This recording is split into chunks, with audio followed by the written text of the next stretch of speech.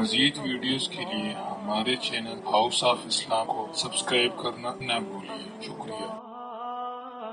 نغفره ونؤمن به ونتوکل علیہ ونعوذ باللہ من شرور انفسنا ومن سیئات اعمالنا من يهده الله فلا مضل له ومن يضلله فلا هادي له وأشهد أن لا إله إلا الله وحده لا شريك له وأشهد أن سيدنا وسندنا ونبينا ومولانا محمدا عبده ورسوله صلى الله تعالى عليه وعلى آله وأصحابه وبارك وسلم تسليما كثيرا. أما بعد فأعوذ بالله من الشيطان الرجيم. بسم الله الرحمن الرحيم. إنما المؤمنون إخوة فأصلحوا بين أخويكم واتقوا الله لعلكم ترحمون. آمنت بالله صدق الله مولانا العظيم وصدق رسوله النبي الكريم ونحن على ذلك من الشاهدين والشاكرين والحمد لله رب العالمين.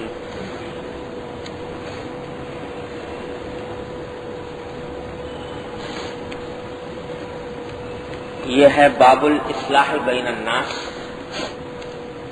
نیا باب شروع ہو رہا ہے جس میں لوگوں کے درمیان جھگڑے ختم کرانے اور لوگوں کے درمیان مصالحت کرانے، صلح کرانے کی فضیلت اور تاکید کا بیان ہے. پہلے کچھ آیتیں قرآن کریم کی ذکر کی ہیں کہ باری تعالیٰ نے ارشاد فرمایا کہ لا خیر فی کثیر من نجواہم الا من امر بصدقۃ او معروف او اصلاح بین الناس. اللہ تبارک و تعالی قرآن کریم میں ارشاد فرماتے ہیں کہ لوگ عام طور سے جو بیٹھ کر باتیں کرتے ہیں، سرگوشیاں کرتے ہیں یا آپس میں جو باتیں کرتے ہیں، ان میں سے اکثر باتوں میں خیر نہیں ہوتی. یہ الفاظ ہیں قرآن کریم کے. لا خیر فی کثیر من نجوا، لوگوں کی آپس کی باتوں میں ان میں سے اکثر بہت سی باتوں میں خیر نہیں ہوتی. الا من امر بصدقۃ، البتہ اگر لوگ آپس میں باتیں کر رہے ہیں ایسی جس سے ایک شخص دوسرے کو کسی صدقے کی ترغیب دے رہا ہے، او معروف یا کسی نیک بات کی ترغیب دے رہا ہے، او اصلاح بین الناس یا لوگوں کے درمیان جھگڑا ختم کرانے اور مصالحت کی ترغیب دے رہا ہے، تو ایسی بات میں خیر ہے. ورنہ دوسری جو باتیں عام طور سے لوگ کرتے رہتے ہیں اس میں خیر نہیں ہے، بھلائی نہیں. تو اشارہ فرمایا کہ عام طور سے جو لوگ بیٹھ کر مجلس آرائی کرتے ہیں، ادھر کی باتیں ادھر کی باتیں، فضول گوئی میں مبتلا ہوتے ہیں اور بسا اوقات وہ انسان کو غیبت تک پہنچا دیتی ہے، تو اس میں کوئی خیر نہیں. لیکن اگر ان کاموں کے لیے کوئی گفتگو کی جائے جس سے کسی کو کسی بھلائی پر آمادہ کرنا مقصود ہو، کسی صدقے پر آمادہ کرنا مقصود ہو، یا آپس میں صلح کرانا مقصود ہو، تو وہ اللہ تبارک و تعالیٰ کو پسند ہے. دوسری آیت نقل فرمائی کہ والصلح خیر، فرمایا صلح کر لینا بہتر ہے. جب کبھی کوئی جھگڑا ہو تو اس جھگڑے کو باقی رکھنا، چلانا بہتر نہیں، بلکہ آپس میں صلح کر لینا بہتر ہے. یہ الفاظ خاص طور پر استعمال آئے ہیں قرآن شریف میں میاں بیوی کے جھگڑوں کے بارے میں، کہ میاں بیوی کے درمیان اگر تعلقات کشیدہ ہو گئے، آپس میں ایک دوسرے سے رنجش پیدا ہو گئی، تو اس کو زیادہ بڑھانا چلانا ٹھیک نہیں، بلکہ اس کو آپس میں صلح کے ذریعے ختم کر لینا چاہیے. وقال تعالی تیسری آیت فرمائی فاتقوا اللہ واصلحوا ذات بینکم، اللہ سے ڈرو اور آپس کے تعلقات کو اچھا بنا لو، درست کر لو۔ اور چوتھی آیت بیان فرمائی کہ انما المؤمنون اخوۃ فاصلحوا بین اخویکم واتقوا اللہ لعلکم ترحمون، کہ تمام مسلمان بھائی بھائی ہیں آپس میں، لہذا اگر تمہارے دو بھائیوں کے درمیان کوئی فساد پیدا ہو گیا، کوئی جھگڑا ہو گیا، کوئی رنجش کھڑی ہو گئی، تو تمہیں چاہیے کہ ان کے درمیان صلح کراؤ اور اللہ سے ڈرو، واتقوا اللہ، صلح کرانے میں اللہ سے ڈرو، لعلکم ترحمون، تاکہ تمہارے اوپر اللہ کی رحمت ہو، تاکہ تم کو اللہ تبارک و تعالیٰ کی رحمت کے سزاوار بنو۔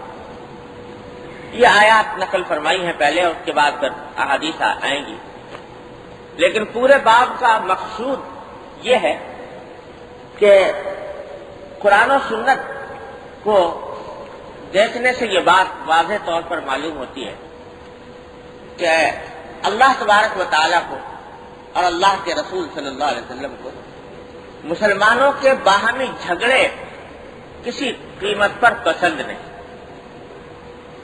مسلمانوں کے درمیان آپس میں لڑائی ہو، جھگڑا ہو، ایک دوسرے سے کھچاؤ اور تناؤ کی صورت پیدا ہو، رنجش پیدا ہو، تو یہ چیز اللہ کو اور اللہ کے رسول صلی اللہ علیہ وسلم کو پسند ہے۔ حتی الامکان احکام یہ دیے گئے ہیں کہ جس طرح بھی ہو اس رنجش کو، جھگڑے کو، باہمی نفرتوں کو، باہمی عداوتوں کو کسی نہ کسی طرح ختم کیا جائے۔ ایک حدیث میں آتا ہے کہ نبی کریم صلی اللہ علیہ وسلم نے ارشاد فرمایا کہ کیا میں تم کو نہ بتاؤں کہ مون دینے والی چیز کیا ہے؟ موننے والی، جیسے سر کو موننا ہوتا ہے، وہ استعمال فرمایا کہ موننے والی چیز میں نہ بتاؤں کیا ہے؟ تو صحابہ کرام نے عرض کیا کہ یا رسول اللہ ضرور بتائیے۔ تو آپ نے فرمایا کہ فساد ذات البین، یعنی آپس کے جھگڑے، مسلمانوں کے درمیان آپس میں جھگڑے کھڑے ہو جائیں اور فساد برپا ہو جائے، ایک دوسرے کے نام لینے کے روادار نہ رہیں، ایک دوسرے سے بات نہ کریں، ایک دوسرے کے خلاف زبان اور ہاتھ سے لڑائی کریں، تو ایسی یہ چیز جو ہے یہ فساد ذات البین، یہ مون دینے والی چیز ہے۔ اور فرمایا کہ موننے سے میری مراد یہ نہیں ہے کہ بال مون دیتی ہے، بلکہ فرمایا کہ انہا تحلق الدین، یہ دین کو مون دیتی ہے۔ یعنی انسان کے اندر جو دین کا جذبہ ہے، اللہ جل جلالہ اور اللہ کے رسول صلی اللہ علیہ وسلم کے ساتھ کی اطاعت کا جو جذبہ ہے وہ ختم ہو جاتا ہے۔ تو اس لیے اس لڑائی جھگڑے کے نتیجے میں بالآخر انسان کا دین تباہ ہوتا ہے۔ اس لیے فرمایا کہ اس سے بچو، اس قیمت پر۔ اور یہ تجربے کی بات ہے، ظاہر ہے کہ نبی کریم صلی اللہ علیہ وسلم کا ارشاد ہے، کس کو اس کے اندر شک ہو سکتا ہے اس کی صحت میں، لیکن تجربے سے بھی یہ بات معلوم ہوتی ہے۔ بزرگوں نے فرمایا کہ آپس کا لڑائی جھگڑا اور ایک دوسرے سے بغض رکھنا، عداوت رکھنا، یہ چیز انسان کے باطن کو اتنا تباہ کرتی ہے کہ اس سے زیادہ باطن کو تباہ کرنے والی چیز کوئی اور نہیں، اتنا انسان کو خراب کر دیتی ہے۔ چاہے آدمی نمازیں بھی پڑھ رہا ہے، روزے بھی رکھ رہا ہے، تسبیحات بھی پڑھ رہا ہے اور وظیفے بھی پڑھ رہا ہے، نوافل کا بھی پابند ہے، سبھی کچھ ہے، لیکن اگر وہ لڑائی جھگڑے میں لگ جاتا ہے تو لڑائی جھگڑا یہ انسان کے باطن کو تباہ کر ڈالتا ہے۔ بظاہر نماز روزے میں لگا ہوا ہے، لیکن حقیقت میں اندر سے کھوکھلا، اس واسطے کہ دل میں بغض بھرا ہوا ہے دوسرے کی طرف سے۔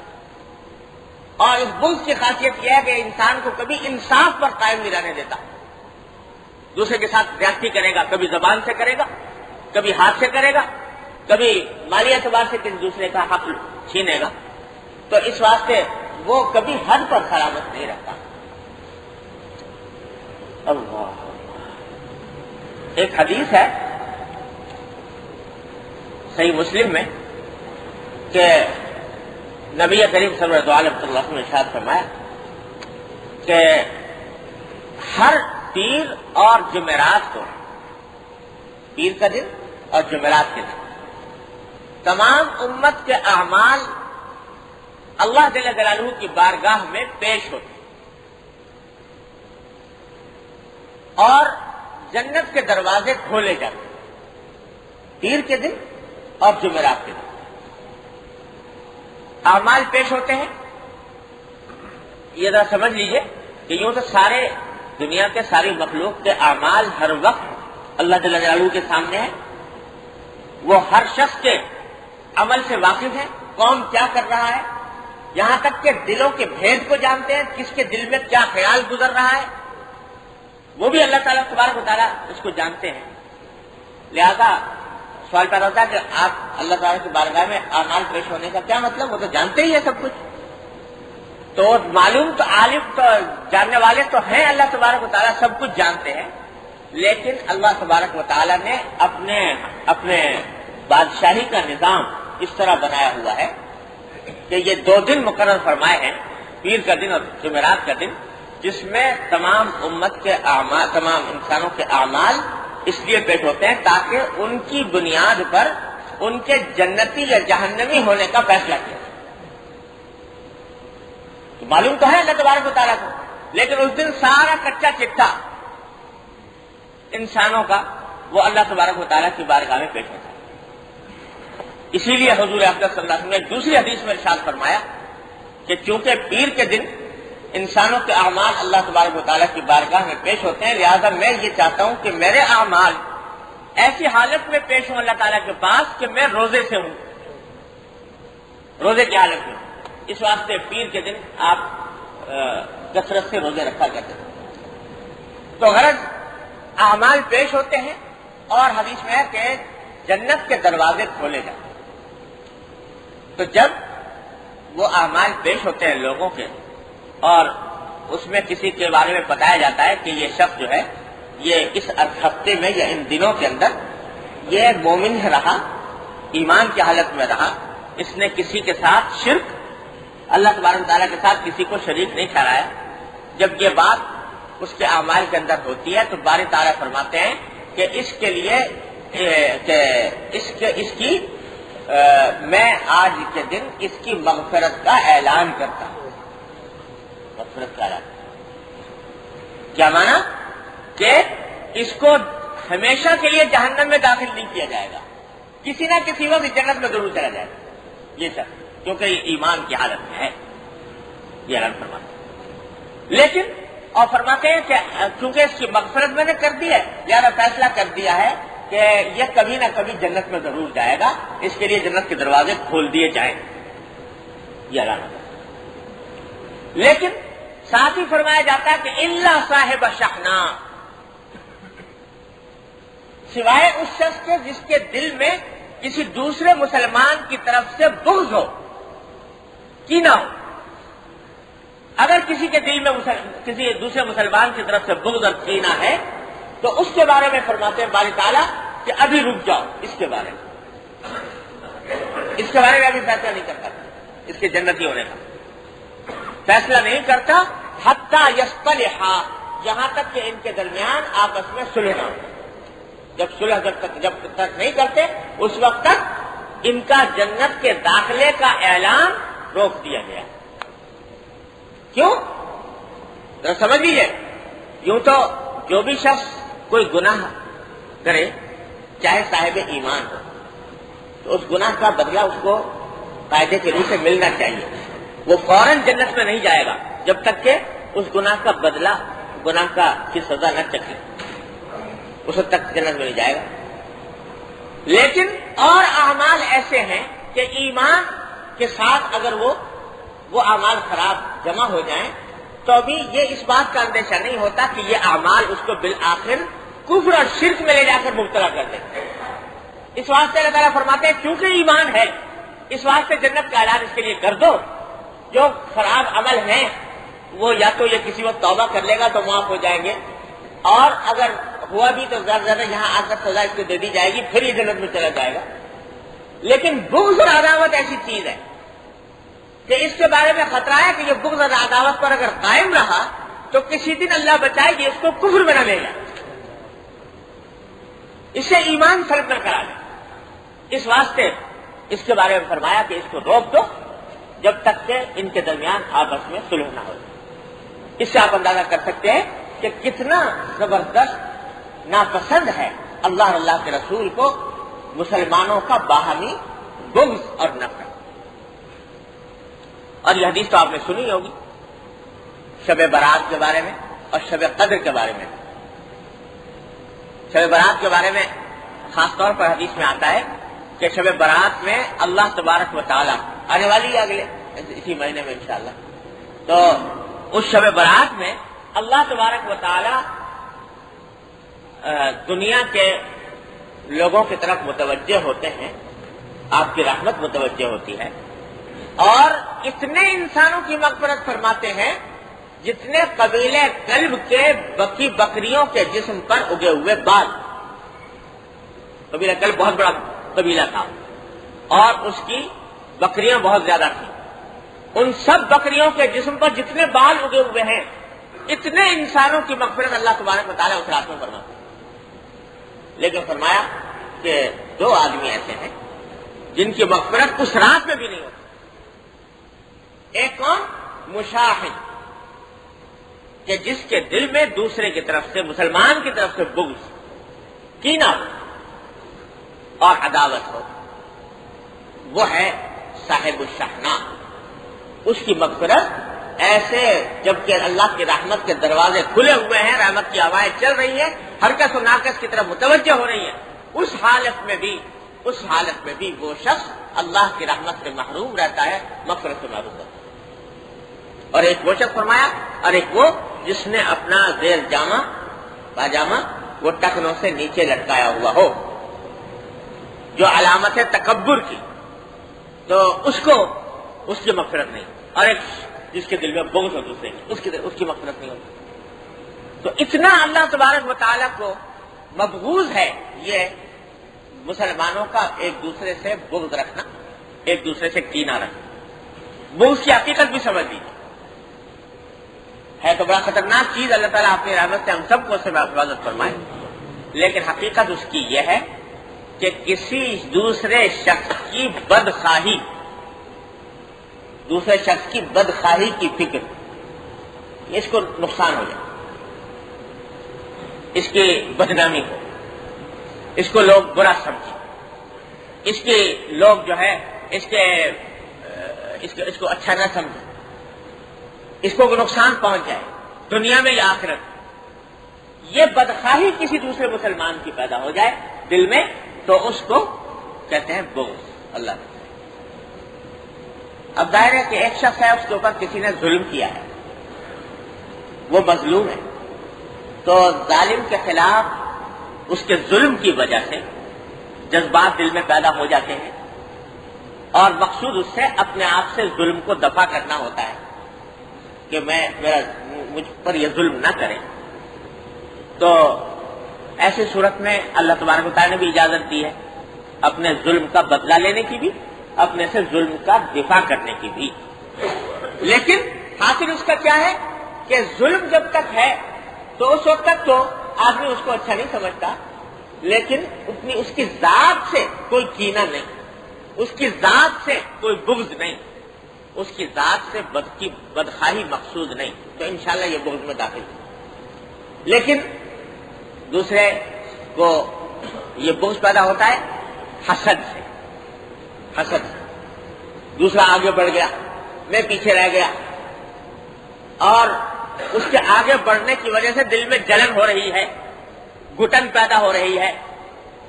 اس جلن کا تقاضا یہ ہے کہ میں اس کو کوئی نقصان پہنچا سکتا نہیں، قدرت میں نہیں۔ اس سے جو گھٹن پیدا ہو رہی ہے وہ گھٹن انسان کے اندر بغض پیدا کر رہی ہے۔ لہذا اس بغض سے بچنے کا پہلا زینہ یہ ہے کہ حسد کو ختم کرے، حسد کو دور کرے۔ وہ پہلی سیڑھی ہے بغض، اور کس طرح ختم کرے ایک مستقل موضوع ہے، انشاءاللہ بعد آئے گا تفصیل کے ساتھ حسد کا بھی بغض کا بھی وہاں پر انشاءاللہ تفصیل سے عرض کروں گا. مختصر اتنا سمجھ لیجئے کہ یہ فرمایا ہے علماء جو اس فن کے ماہرین جاننے والے ہیں، انہوں نے فرمایا کہ اگر کسی شخص کے بارے میں دل میں یہ خیال پیدا ہو جائے کہ حسد کا، وہ کیوں آگے بڑھ گیا اس سے، تو اس کا علاج یہ ہے کہ آدمی اس کے حق میں دعا کرے، یا اللہ اس کو اور ترقی عطا کرے، یا اللہ اس کو اور ترقی عطا کرے. جب دعا کے لیے ہاتھ اٹھائے گا نا، یہ کہنے کے لیے یا اللہ اس کو اور ترقی دے، دل پہ بڑی چھریاں چلیں گی، اس واسطے کہ دل تو یہ چاہ رہا ہے کہ ترقی نہ ہو، یہ تنزل ہو اور نیچے گرے، لیکن زبان سے کہے گا اور دعا کرے گا اس کے حق میں کہ یا اللہ اس کو ترقی دے. چاہے دل پر چھریاں چل رہی ہوں، آرے چل رہے ہوں، مشکل ہو معلوم ہو رہا ہو، لیکن زبردستی بتکلم اس کے حق میں دعا کرے. یہ سب سے پہلا اور بڑا کارگر علاج ہے حسد کو دور کرنے کا. تو جب حسد دور ہوگا تو انشاءاللہ بغض بھی دور ہو جائے گا. جس کسی کے بارے میں دل میں خیال ہو، ہر شخص اپنے دل کو ٹٹول کر دیکھ لے. کسی کے بارے میں خیال ہو کہ اس کے خلاف دل میں بغض ہے یا کینہ ہے معاذ اللہ، تو اس کا بہترین علاج یہ ہے کہ اس کو 5 وقتہ نمازوں میں دعاؤں میں شامل کر. اور یہ بتاؤ دیکھو کہ حضور نبی کریم سرور دو عالم صلی اللہ علیہ وسلم کے ساتھ مشرکین مکہ نے کیا کچھ نہیں کیا تکلیف پہنچانے میں، ظلم کرنے میں. حضور کے ساتھ، حضور کے صحابہ کرام کے ساتھ، یہاں تک کہ جان کے لالے پڑ گئے، خون کے پیاسے ہو گئے، انعام نکال دیے کہ جو پکڑ کے لائے گا اس کو 100 اونٹ ملے وغیرہ وغیرہ. لیکن جب سامنے آئے غزوہ احد کے موقع پر ان لوگوں نے نبی کریم صلی اللہ علیہ وسلم پر تیروں کی بارش کی، یہاں تک کہ چہرہ انور زخمی ہوا، دندان مبارک شہید ہوا. اس وقت بھی جو دعا فرمائی وہ یہ کہ اللہم اہد قومی فانہم لا یعلمون، اے اللہ میری اس قوم کو ہدایت عطا فرما دیجئے، اس کو علم نہیں، اس کو پتہ نہیں، یہ ناواقف، یہ جاہل ہے، یہ سمجھ نہیں رہا میری بات، اس لیے میرے اوپر ظلم کر رہے ہیں. تو ظالم ہے، ظالم ہونے میں کوئی شک نہیں، کوئی شبہ نہیں، لیکن اس وقت بھی نبی کریم صلی اللہ علیہ وسلم کے دل میں بغض کا خیال نہیں ہے. طائف تشریف لے گئے اور کیا کچھ انہوں نے زیادتی نہیں کی نبی کریم صلی اللہ علیہ وسلم کے ساتھ، یہ سوچ کر تشریف لے گئے تھے کہ مکے میں کوئی پیغام نہیں سن رہا، نہیں مان رہا، تو شاید طائف کے اندر کوئی سننے والا مل جائے، اس امید پر تشریف لے گئے. لیکن وہاں پتھروں کی بارش آپ پر کی گئی، بچے آپ کے پیچھے لگائے گئے، پتھروں کی بارش اس درجہ کی گئی کہ گھٹنے خون سے لہو لہان ہو گئے.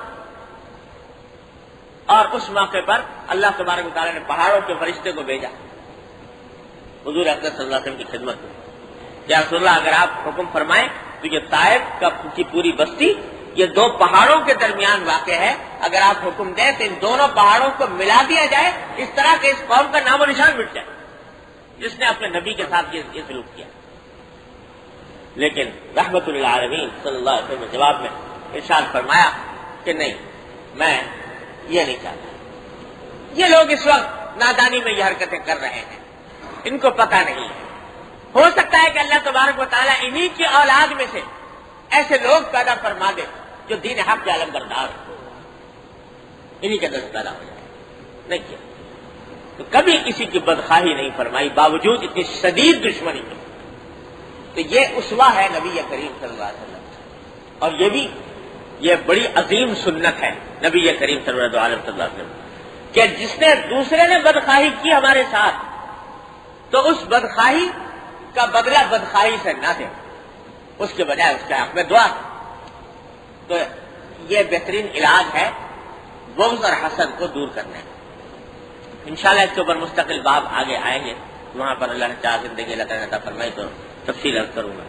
لیکن عرض یہ کر رہا تھا کہ یہ جو آپس کے جھگڑے ہیں یہ بالآخر پیدا کرتے رہتے ہیں یہ بغض دل میں. جب جھگڑا لمبا چلے گا تو بغض ضرور پیدا ہوگا، بغض پیدا ہوگا تو دل کی دنیا تباہ ہوگی، باطن خراب ہوگا اور اس کے نتیجے میں انسان جو ہے اللہ بچائے اللہ کی رحمت سے محروم ہوگا. اس واسطے دین نے اس کو برداشت نہیں کیا.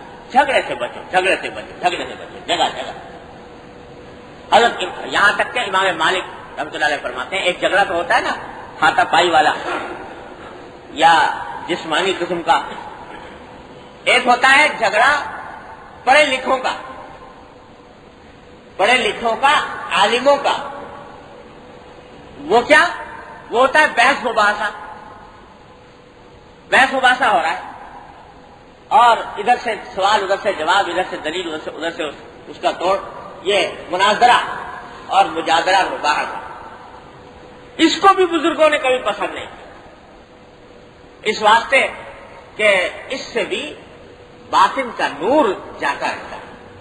حضرت امام مالک ابن انس رحمۃ اللہ علیہ، امام مالک نام آپ سب حضرات نے سنا ہوگا، ائمہ اربعہ میں سے 4 اماموں میں سے بڑے امام، مدینہ طیبہ کے محدث، امام دار الہجرہ. وہ فرماتے ہیں کہ المراء یذہب بنور العلم. یہ مرا یعنی علمی جھگڑے، علمی مباحثے، وہ علم کے نور کو زائل کر دیتے ہیں. علم کا نور باقی نہیں رہتا ان جھگڑوں کے. ایک تو ہوتا ہے مذاکرہ، کہ ایک عالم نے دوسرے عالم سے ایک مسئلہ بیان کیا، دوسرے نے اس کے اوپر کوئی کہا کہ بھئی اس میں فلاں اشکال ہے، بیٹھ کر آپس میں الفام و تفہیم سے باتیں کر رہے ہیں، وہ تو بڑی اچھی چیز ہے. لیکن یہ بحث و مباحثہ کہ اس کا اشتہار اس کے خلاف شائع ہو رہا ہے، اس کا اشتہار اس کے خلاف شائع ہو رہا ہے، اس کا بیان اس کے خلاف جا رہا ہے، اس کا بیان اس کے خلاف آ رہا ہے، وہ اس کے خلاف تقریر کر رہا ہے، وہ اس کے خلاف تقریر کر رہا ہے. یہ مجادلہ، یہ مباحثہ، یہ جھگڑا، یہ ان حضرات ائمہ دین نے اس کو پسند نہیں فرمایا.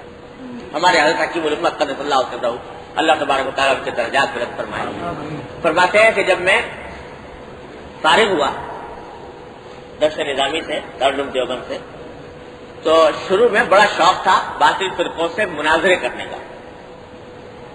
کبھی کسی فرقے سے مناظرہ، کبھی کسی فرقے سے مناظرہ.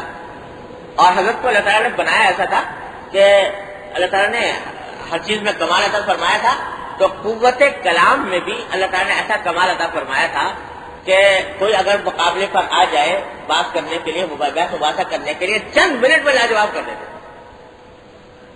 اور ایک مرتبہ فرمانے لگے، ہمارے حضرت ڈاکٹر صاحب صلی اللہ علیہ وسلم نقل فرماتے تھے کہ ایک مرتبہ فرمایا، لیٹے ہوئے تھے بستر پر، بیمار بھی تھے، اس وقت میں فرمایا کہ الحمدللہ اللہ تبارک و تعالیٰ کی رحمت کے بھروسے پر کہتا ہوں کہ ساری دنیا کے عقلاء، ساری دنیا کے عقل مند لوگ وہ اکٹھے ہو کر آ جائیں اور اسلام کے کسی ایک ادنا مسئلے پر کوئی اعتراض پیش کرے، تو اللہ تعالیٰ کی رحمت سے پر بھروسہ کرتے ہوئے کہتا ہوں کہ انشاءاللہ یہ ناکارہ 2 منٹ میں ان کو لاجواب کر سکتا ہے، 2 منٹ میں ان کو لاجواب کر سکتا ہے. اور فرمایا کہ میں تو ایک ادنا طالب علم ہوں، علماء کی تو بڑی شان ہے، علماء کی تو بڑی شان ہے، میں ایک ادنا طالب علم ہوں اور پھر بھی 2 منٹ میں لاجواب کروں. تو اللہ تعالیٰ نے یہ اللہ تبارک و تعالیٰ نے یہ تھا کہ کوئی آدمی اگر حضرت سے بات چیت کرے تو چند منٹ سے چل نہیں سکتا تھا، وہی ختم ہو جاتا. تو ایسا اللہ تعالیٰ نے ان کو یہ توفیق دی تھی، بحث کے اندر کوئی آدمی ٹک نہیں سکتا تھا. تو جب باطل فرقوں سے کبھی شیعوں سے مناظرہ، تو کبھی غیر مقلدوں سے مناظرہ، تو کبھی بریلویوں سے مناظرہ، تو کبھی ہندوؤں سے، کبھی سکھوں سے، کبھی کسی سے، تو یہ مناظرے کا سلسلہ شروع میں فرمایا. چل کچھ عرصے اس میں شوق تھا، نیا نیا جوش تھا، تو یہ میں نے کام کیا. لیکن فرمایا کہ بعد میں اس سے توبہ کر لی، توبہ کر لی اس واسطے کہ اس سے فائدہ نہیں ہوتا. تجربہ یہ ہوا کہ اس سے فائدہ نہیں ہوتا، اور اس سے خود اپنی باطنی کیفیات جو ہیں ان کے اوپر اثر پڑتا ہے. اس واسطے اس کو چھوڑ دی، یہ مناظرہ چھوڑ دی. تو جب بالکل حق و باطل کے درمیان مناظرے کو بھی پسند نہیں کیا بزرگوں نے، تو اپنے نفسانی خواہشات کی خاطر، دنیاوی معاملات کی خاطر لڑائی جھگڑا یہ کیسے پسند فرما سکتے ہیں؟ یہ چیز انسان ہمارے باطن کو تباہ کرنے والی ہے. اس لیے آئے فرمائے اصلاح بیننا. حدیث میں نبی کریم صلی اللہ علیہ وسلم نے بڑی فضیلت بیان فرمائی اس شخص کی جو جھگڑا چھوڑتے. ایک حدیث میں آتا ہے کہ حضور نبی کریم صلی اللہ علیہ وسلم نے ارشاد فرمایا کہ انا زعیم ببیت فی وسط الجنہ لمن ترک المراء وهو محب. کیا عجیب و غریب ارشاد. فرمایا کہ میں ذمہ دار ہوں اس شخص کو جنت کے بیچوں بیچ گھر دلوانے کا. یہ سرکار فرما رہے ہیں کہ میں اس شخص کو جنت کے بیچوں بیچ گھر دلوانے کا ذمہ دار ہوں جو باوجود حق پر ہونے کے جھگڑا چھوڑ. کہ چونکہ اگر میں اپنے حق کا زیادہ مطالبہ کروں گا تو جھگڑا بڑھے گا تو چھوڑو ہٹاؤ بھی چھوڑ کے الگ ہو جائے اس خیال سے کہ جھگڑا ختم ہو. جو کام یہ کام کرے فرماتے ہیں میں ذمہ دار ہوں جنت کے بیچوں بیچ گھر دلوانے. اب اندازہ لگائیے کتنی سرکار دو عالم صلی اللہ علیہ وسلم کو اس بات کی تاکید تھی کہ جھگڑا ختم کرو. کس طرح بھی کوئی بہت معاملہ آگے بڑھ جائے ناقابل برداشت ہو جائے تو بہرحال اجازت ہے کہ بھائی مظلوم ظالم سے کا دفاع بھی کرے اور ظالم سے بدلہ بھی لے سکتا ہے, جائز ہے, لیکن بس مجبوری کی حد ورنہ حتی الامکان کوشش کرو کہ جھگڑے. آج ہمارے معاشرہ جو ہے نا جھگڑوں سے بھر گیا اور اس کی بے برکتی اور اس کی ظلمت اس درجہ چھائی ہوئی ہے کہ عبادتیں, ریاضتیں, وظیفے یہ چیزیں بھی ان کا نور محسوس نہیں ہوتا. اس واسطے کہ جھگڑے بار بار تک کھڑے ہوئے, خاندانوں میں جھگڑے, میاں بیوی میں جھگڑے, رشتہ داروں میں جھگڑے, دوست و احباب میں جھگڑے, اور تو اور علماء کرام میں جھگڑے, اہل دین میں جھگڑے. یہ اپنا وہ پرایا, یہ تصورات پھیل گئے معاشرے میں اور اس کے نتیجے میں یہ نور جاتا رہا, دین کا نور جاتا رہا. اللہ, جھگڑے پیدا کیسے ہوتے ہیں؟ حضرت حکیم الامت صلی اللہ علیہ وسلم کا ایک بڑا عجیب ملفوظ آپ کو سناتا ہوں جو در حقیقت انتہائی ضروری اصول ہے. اگر اس پر عمل کر لے انسان تو شاید 75% جھگڑے تو وہیں ختم ہو جائے. فرمایا کہ ایک کام یہ کر لو کہ دنیا والوں سے امید باندھنا چھوڑ دو. امید باندھنا چھوڑ دو. تو جب امید چھوڑ دو گے تو انشاءاللہ طبیعت میں کبھی بغض اور جھگڑے کا خیال نہیں آئے گا. شکایتیں جو پیدا ہوتی ہیں نا, فلاں نے یہ نہیں کیا, فلاں کو ایسا کرنا چاہیے تھا یہ نہیں کیا, میری جیسی عزت کرنی چاہیے تھی ویسی نہیں کی, میرے جیسے خاطر مدارات کرنی چاہیے تھی ویسی نہیں کی, میرے فلاں کام کا بدلہ نہیں دیا, مجھے اس بری طریقے سے میرے ساتھ پیش آیا, وغیرہ وغیرہ. یہ شکایتیں اس لیے پیدا ہوتی ہیں کہ توقعات وابستہ کر رکھی. میرے توقع یہ وابستہ کر رکھی ہے کہ فلاں آدمی کے بعد جاؤں گا تو وہ میرے ساتھ ایسا برتاؤ کرے گا. اب وہ توقع پوری نہ ہوئی تو دل میں گرا پڑ گئی, دل میں گرا پڑ گئی, یہ تو میرے ساتھ اس نے صحیح برتاؤ نہیں کیا, شکایت پیدا. اب وہ شکایت نہیں, شکایت کا بھی اللہ تعالیٰ نے یہ طریقہ بتایا, بھائی کسی مسلمان سے شکایت پیدا ہوئی اس سے کہہ دو بھائی مجھے تمہاری یہ بات پسند نہیں آئی اور مجھے یہ بات اچھی نہیں لگی, مجھے بری لگی, یہ کہہ صاف کر لو بات. لیکن صاف کرنے کا دستور ختم, کہنے کا تو دستور نہیں. وہ بات دل میں لے کر بیٹھ گیا. اب دل میں لے کر بیٹھ گیا, پھر کوئی ایسا واقعہ پیش آیا, ایک اور گرہ پڑ گئی. وہ ہوتے ہوتے وہ گرہیں جو دل میں پڑتی جا رہی ہے وہ بغض کی شکل اختیار کر لیتی, بغض اختیار کر لیتی ہے, پھر اس کے نتیجے میں وہ دشمنی پیدا ہوتی. حضرت فرماتے ہیں کہ جڑ اس طرح کاٹو کہ توقع ہی کسی سے نہ رکھو. ارے کس سے مخلوق سے توقع قائم کیے بیٹھے ہو کہ یہ کر دے گا اور وہ کر دے گا. تو یہ توقع چھوڑو, یہ توقع رکھو کہ یہ دنیا جو ہے اس سے تو ہمیشہ مجھے برائی ہی ملے گی, برائی ہی ملے گی. اب اگر کبھی اچھائی مل گئی تو دل خوش ہوگا کہ ملی تو چاہیے تھی اس سے برائی, مل گئی اچھائی. تو اس پر اللہ تعالیٰ کا شکر ادا کرو گی، اللہ تیرا شکر ہے، اس سے بجائے برائی کی اچھائی مل گئی۔ اور اگر برائی ملی، تمہیں وہ تو پہلے سے خیال تھا کہ برائی ملے، تو اس سے شکایت دل میں پیدا نہیں ہوگی اور بغض پیدا نہیں ہوگا۔ حضرت فرماتے یہ کر کے دیکھو، کیا یہ توقعات قائم کر رکھی ہیں مخلوق خدا سے؟ ارے توقع اس سے باندھو جو خالق ہے، جو مالک ہے، اس سے توقع باندھو۔ مخلوق سے کیا توقع باندھے ہوئے بیٹھے ہو کہ یہ فلاں یہ کر دے گا، فلاں وہ کر دے گا؟ کوئی کچھ نہیں کر سکتا، کرنے والا کوئی، اس سے توقع، اس سے امید مانگو۔ ایک بات تو یہ، دوسرا اصول یہ بیان فرمایا، اور حضرت نے جو بیان فرمایا ظاہر قرآن حدیث کی بات فرماتے ہیں حضرت ہمیشہ، جو قرآن حدیث کا خلاصہ ہوتا ہے۔ حضرت فرمایا دوسرا اصول یہ ہے کہ جب کسی کے ساتھ کوئی نیکی کرو، کوئی اچھا معاملہ کرو، تو وہ اللہ کے لیے کرو، اللہ کو راضی کرنے کے لیے کرو۔ کسی کو پیسے دیے، کسی کی مدد کی، کسی کی سفارش کی، کسی کے ساتھ اچھا برتاؤ کیا، کسی کی عزت کی، تو یہ سوچو کہ میں یہ جو کر رہا ہوں وہ اللہ کو راضی کرنے کے لیے کر رہا ہوں، اپنی آخرت کو بنانے کے لیے کر رہا ہوں۔ جب یہ کرو گے تو فرض کرو تم نے تو کی اچھائی، اور اس خدا کے بندے نے جواب نہیں دیا تمہاری اچھائی،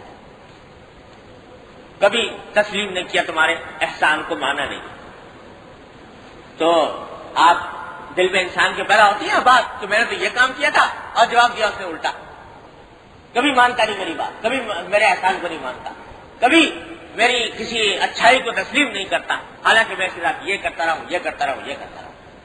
یہ شکایت اس لیے پیدا ہو رہی ہے کہ تم ایسا لگتا ہے کہ وہ جو اچھائی کر رہے ہو وہ اس لیے کر رہے ہو تاکہ تمہیں تعریف ملے، تاکہ تمہیں دوسرے لوگ تمہارا احسان مانے۔ احسان نہیں مان رہے تو دل میں شکایت پیدا ہو، تو یہ کام جڑ مولی سے غلط ہے۔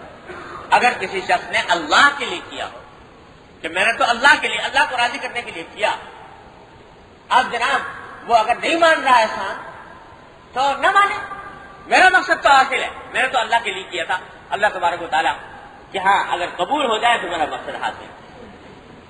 یہ دو باتیں حضرت نے فرمایا کہ ان دو باتوں پر اگر عمل کر لیں ہم لوگ تو آپس کے جھگڑے ختم ہو جائیں، کیونکہ اکثر جھگڑے اس بات سے پیدا ہوتے ہیں کہ میں نے یہ اچھائی کی تھی، اس نے اس کا بدلہ نہیں دیا، تو ایک طرف اچھائی کرنے کی نیت درست نہیں، دوسری طرف توقع قائم کر رکھی ہے اس سے کہ وہ بدلہ دے گا، تو جب یہ دونوں باتیں نہیں ہوتی تو دل میں برائی پیدا ہوتی ہے، شکوے شکایتیں پیدا ہوتی ہیں، وہ بالآخر جا کر بغض اور نفرت میں تبدیل ہو جاتی ہے۔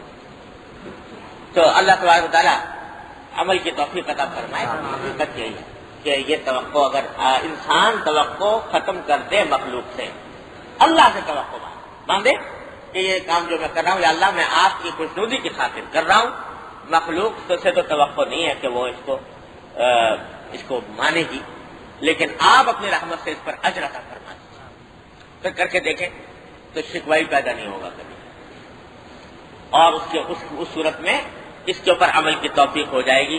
جو نبی کریم صلی اللہ علیہ وسلم نے فرمایا کہ جو شخص حق پر ہوتے ہوئے جھگڑا چھوڑ دے، میں اس کے لیے جنت کے بیچوں بیچ دلوانے کا ذمہ دار ہوں۔ میں نے اپنے والد ماجد قدس اللہ تعالیٰ کے درجات بلند فرمائے، ساری عمر حضرت والد صاحب صلی اللہ علیہ وسلم کے طرز عمل میں یہ چیز کا مشاہدہ کیا، بڑے سے بڑا حق چھوڑ کر الگ ہو گئے، کیوں؟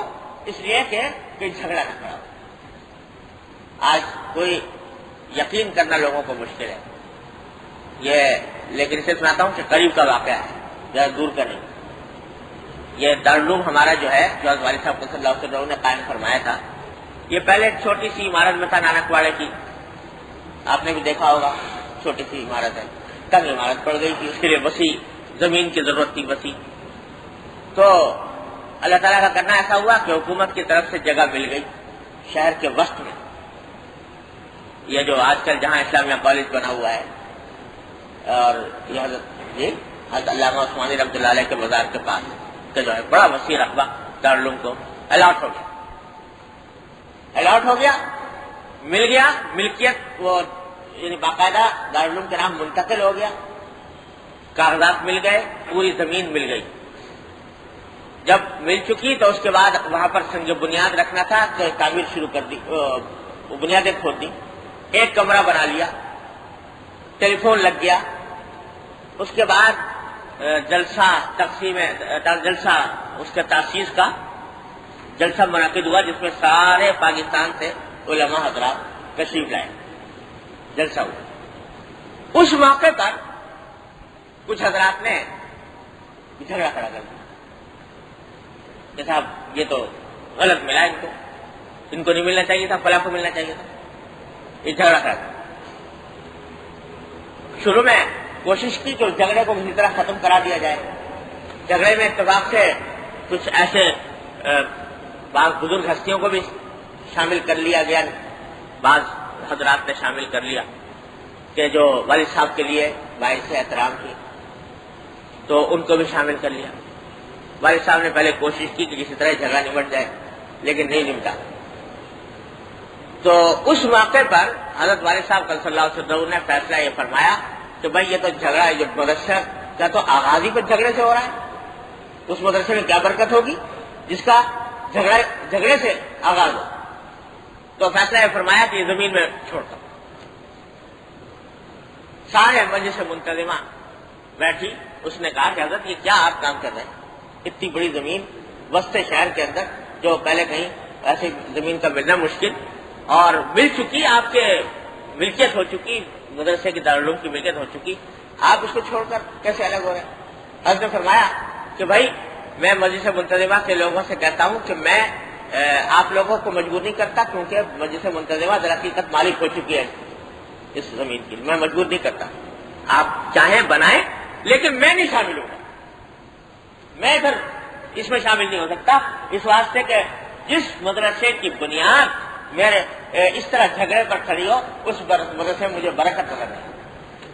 اور پھر یہ حدیث سنائی کہ میں نے رسول اللہ صلی اللہ علیہ وسلم کی یہ حدیث پڑھی ہے کہ جو شخص حق پر ہوتے ہوئے بھی جھگڑا چھوڑ دے، میں جنت کے بیچوں بیچ اس کو جنت کا گھر دلوانے کا ذمہ دار ہوں۔ تو آپ کہتے ہیں کہ شہر کے بیچوں بیچ زمین کہاں سے ملے گی؟ تو سرکار نے یہ فرمایا ہے کہ جنت کے بیچوں بیچ زمین دلوائی جا رہی ہے، تو اس واسطے میں تو اس کے اوپر نہیں شامل، چھوڑ دیا وہ پوری زمین۔ اس دور میں شاید کوئی مثال ملے گی نہیں ایسی کہ کوئی اللہ کا بندہ جھگڑا چھوڑنے کے خاطر سے چھوڑ دے، لیکن جس کو ایمان ہے نبی کریم سرور دو عالم صلی اللہ علیہ وسلم کے ارشاد کا، تو یہ کرے۔ اللہ تعالیٰ کا کرنا ایسا ہوا کہ وہ چھوڑا تو اس سے دگنی چوگنی زمین اللہ تعالیٰ نے وہاں عطا فرما دی جہاں آج دارالعلوم قائم ہے، چند ہی مہینوں کے اندر، لیکن بہرحال وہ چھوڑ دی۔ اور یہ تو میں نے ایک مثال آپ کو دی، ساری زندگی ہم نے یہ دیکھا، حتی الامکان کوشش کرتے جہاں پھنسی جائے کوئی دوسرا پھانسی لے جھگڑے میں اور کوئی راستہ نہ رہے ظلم سے بچنے کا دفاع کے سوا، وہ تو الگ بات ہے، لیکن حتی الامکان کوشش کی کہ کسی طرح جھگڑا نہ ہو۔ ہم تو چھوٹی چھوٹی باتوں پر بالکل یہ بیٹھے رہتے، فلاں نے فلاں وقت یہ کہہ دیا تھا، فلاں نے ہم کو اس طریقے سے خطاب کیا، فلاں نے ہمارے بارے میں یہ کلمہ کہہ دیا، لہذا لے کے بیٹھے، جھگڑا شروع ہو۔ تو بھائی یہ اس چیز نے ہمارے پورے معاشرے کو تباہ کیا ہوا ہے، اور جیسا میں نے عرض کیا کہ نبی کریم صلی اللہ علیہ وسلم فرماتے ہیں کہ یہ دین کو موم دینے والی چیز ہے جھگڑا، یہ دین کو ختم کر دیتا ہے، یہ انسان کے باطن کو تباہ کر رہا ہے۔ اس لیے اس کی ترغیب دی ہے کہ جہاں کہیں مسلمانوں میں جھگڑا ہوتا دیکھو تو اس کو صلح کرانے کی کوشش کرو، یہ آیت ہے جو پڑھی میں نے۔ اب اس کے بارے میں کچھ حدیثیں بیان کی ہیں علامہ نووی رحمۃ اللہ علیہ نے۔ پہلی حدیث عن ابی ہریرہ رضی اللہ تعالی عنہ قال قال رسول اللہ صلی اللہ علیہ وسلم کل سلامہ من الناس علیہ صدقہ۔ یہ حدیث پہلے بھی گزر چکی ہے، دوبارہ یہاں پر لائے ہیں کہ انسان کے جسم میں جتنے جوڑ ہیں، یہ آ چکا کہ 360 جوڑ ہیں انسان کے جسم کے اندر، تو وہ اس کے اوپر ان میں سے ہر ایک کے ذمے صدقہ واجب ہے، یعنی چونکہ ہر جوڑ اللہ کی نعمت ہے تو ہر ایک کے اوپر واجب ہے کہ وہ اللہ تعالیٰ کی نعمت کا شکر ادا کرے، کوئی صدقہ کرے، لہذا کم از کم 360 صدقے تو ہر انسان کے جسم پر ہر روز واجب ہے کہ 360 صدقے کرے، کہ وہ نعمت ہے اللہ کی۔ لیکن اللہ تعالیٰ نے ان صدقوں کو آسان اتنا کر رکھا ہے کہ چھوٹے چھوٹے جو نیک کام ہیں ان کو بھی اللہ تعالیٰ صدقہ شمار کر دے، تاکہ انسان کی 360 کی گنتی پوری ہو جائے کسی طرح۔ تو فرمایا کہ تعدیل بین الاثنین صدقہ، اگر دو آدمیوں کے درمیان تم نے کوئی مصالحت کرانے کی کوشش کر لی، دونوں میں جھگڑا ہو رہا تھا، رنجش تھی، تم نے ان کے درمیان صلح کرنے کی کوشش کی، یہ تمہارے لیے ایک صدقہ ہے، اللہ تبارک و تعالیٰ کے ہاں اتنا قبول۔ وَتُعِينُ الرَّجُلَ فِي دَابَّتِهِ وَتَحْمِلُهُ عَلَيْهَا، اور ایک شخص تھا بیچارہ اپنے گھوڑے پر یا اپنی سواری پر سوار ہونا چاہ رہا تھا، سوار نہیں ہوا جا رہا تھا کسی وجہ سے، کوئی بوڑھا ہے، ضعیف ہے، سوار ہونا مشکل ہو رہا ہے، تم نے اس کی مدد کر دی سوار کرنے، گھوڑے پر سوار کرنے میں، اس کو ذرا سہارا دے دیا، تو فرمایا یہ بھی ایک مستقل صدقہ ہے۔ او ترفع له علیہا متاعہ، یا ایک شخص تھا وہ اپنی سواری پر کوئی سامان لادنا چاہتا تھا، لادا نہیں جا رہا تھا بیچارے سے، تو وہ تم نے لدوا دیا، اٹھا کر رکھ دیا سامان اس کے اوپر، یہ بھی صدقہ ہے اللہ تعالیٰ کے یہاں۔ والکلمۃ الطیبۃ صدقہ، اور کوئی اچھا کلمہ کسی سے کہہ دیا، کوئی غمزدہ آدمی تھا، اس کی تسلی کا کوئی کلمہ کہہ دیا، کسی غمزدہ کی تسلی کر دی، یا کوئی اور اچھا ایسا کلمہ کہہ دیا جس سے کسی مسلمان کا دل خوش ہو گیا، تو یہ بھی صدقہ ہے۔ وَبِكُلِّ خَطْوَةٍ تَمْشِيهَا إِلَى الصَّلَاةِ صَدَقَةٌ، اور نماز کے لیے جا رہے ہو تو ہر قدم جو اٹھ رہا ہے مسجد کی طرف وہ ایک صدقہ شمار ہے، ہر قدم پر اللہ تعالیٰ ایک صدقہ شمار کرتا ہے۔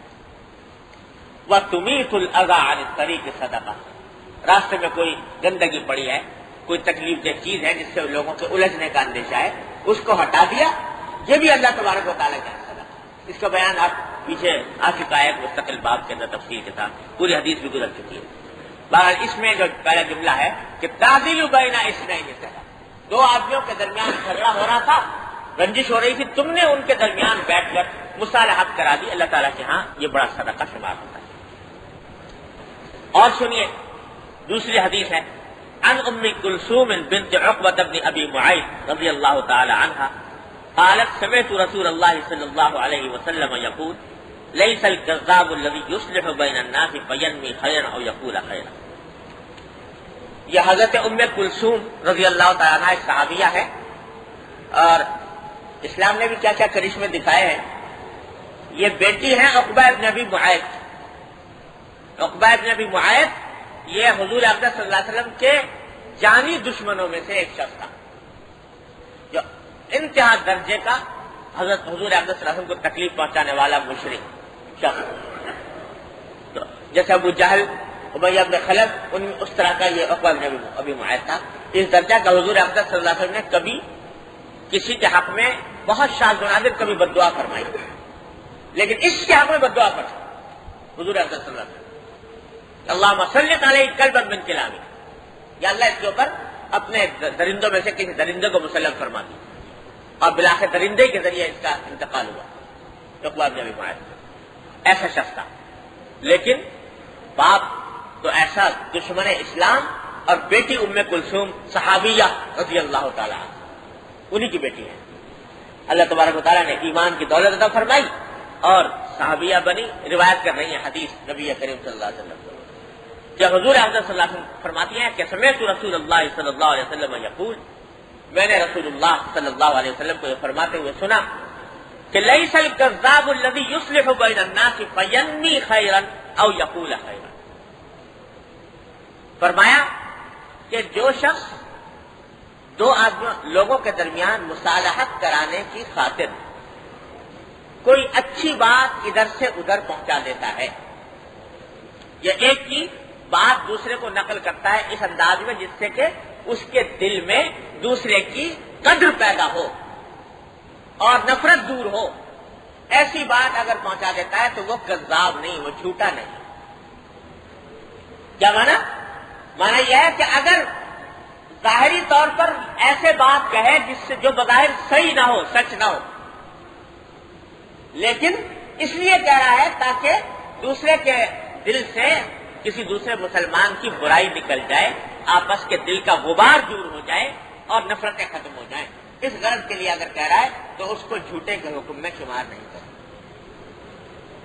ابھی علماء کرام نے فرمایا کہ مراد اس سے یہ ہے کہ صریح جھوٹ تو نہیں بولنا چاہیے، بالکل صاف صاف جھوٹ، البتہ ایسی گول مول بات کہ جس کا ظاہری مفہوم تو ہو واقعے کے خلاف، لیکن دل میں ایسے معنی مراد لے لیے کہ جو واقعے کے مطابق ہے.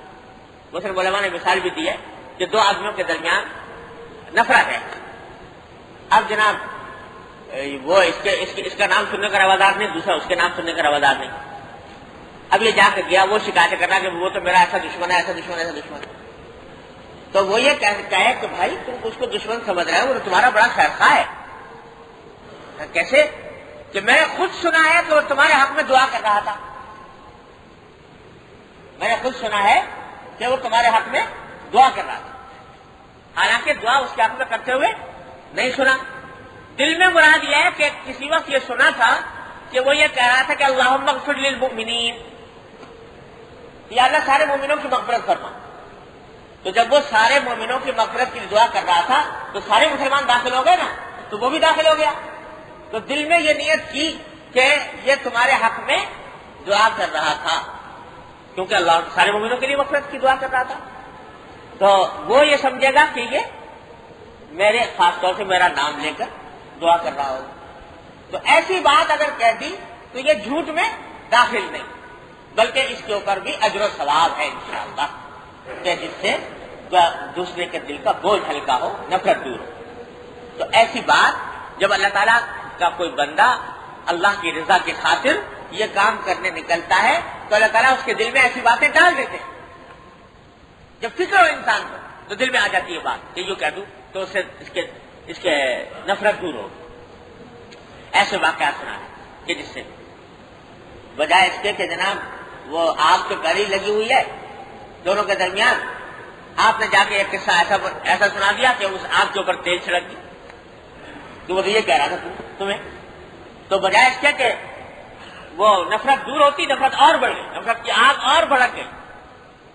یہ انتہائی درجے کی رضالت کا کام حضور اکرم صلی اللہ علیہ وسلم کو انتہائی ناپسند، لیکن ایسا کام یہ پسند اور اس کو فرمایا کہ جھوٹ میں داخل ہے. اسی لیے آپ نے سنا ہوگا حضرت شیخ سعدی رحمۃ اللہ علیہ کا مقولہ مشہور ہے نا کہ دروغ مصلحت آمیز بہ از راستی فتنہ انگیز، کہ ایسا جھوٹ جس میں مصالحت مقصود ہو مسلمانوں کے درمیان، وہ اس سچ سے بہتر ہے جس سے کہ فتنہ پیدا ہو. تو اس سے جھوٹ سے مراد یہ اس قسم کی بات ہے جو میں نے عرض کی. اکثر علماء نے یہی فرمایا کہ مراد یہ ہے کہ صریح جھوٹ تو نہیں بولنا چاہیے اور اس کے اندر برکت بھی نہیں ہوتی، لیکن ایسی اس طرح کی بات کہتے ہیں کہ جو دو معنی رکھتی ہے، ایسے زائد معنی رکھتی ہے. جب حضور اکرم صلی اللہ علیہ وسلم نے یہاں تک اجازت دے دی تو اس سے اندازہ لگا لیجیے کہ مسلمانوں کے درمیان جھگڑا ختم کرنے کی کس درجہ اہمیت ہے سرکار دو عالم صلی اللہ علیہ وسلم. اللہ ایک حدیث اور پڑھ لیتے ہیں. عن عائشة رضی اللہ تعالی عنہ قالت سمع رسول اللہ صلی اللہ علیہ وسلم صوت خصوم بالباب عالیة اصواتهما اذا احدهما يستوجع الاخر ويسترفقه في شيء وهو يقول والله لا افعل. فخرج عليهما رسول الله صلى الله عليه وسلم فقال اين المتألي على الله لا يفعل المعروف؟ فقال انا يا رسول الله فله اي ذلك احب. حضرت عائشہ صدیقہ رضی اللہ تعالیٰ فرماتی ہے کہ ایک مرتبہ سرکار دو عالم صلی اللہ علیہ وسلم تشریف فرماتے گھر میں، دروازے سے باہر دیکھا کہ دو آدمی جھگڑ رہے ہیں اور جھگڑے میں آوازیں بھی بلند ہو گئی. یہ بھی کچھ بلند آواز سے کہہ رہے ہیں، وہ بھی کچھ بلند آواز سے کہہ رہے ہیں. جب ذرا سنا کہ کیا قصہ ہے تو معلوم ہوا کہ ایک شخص ہے جس نے دوسرے سے قرضہ لے رکھا تھا اور دوسرا ہے جس نے قرضہ دیا تھا. تو وہ قرض خواہ جو ہے وہ اس سے مانگ رہا ہے کہ تم قرضہ لاؤ. مقروض شخص جو ہے وہ کہہ رہا تھا کہ بھائی مجھے پورا ادا کرنے کی میرے اندر سے صلاحیت نہیں ہے، مجھے کچھ کم کر دو، قرضہ پورا دینے کے بجائے کچھ کم کر کے لے لو. یہ جھگڑا تھا اور اس میں کچھ آوازیں بلند ہو گئی. تو اسی بلند آوازوں میں جو قرض خواہ تھا اس نے قسم کھا لی واللہ لا افعل، کہ خدا کی قسم میں یہ نہیں کروں گا، کم نہیں کروں گا قرضہ جو تمہارے ذمہ پورا دینا ہو۔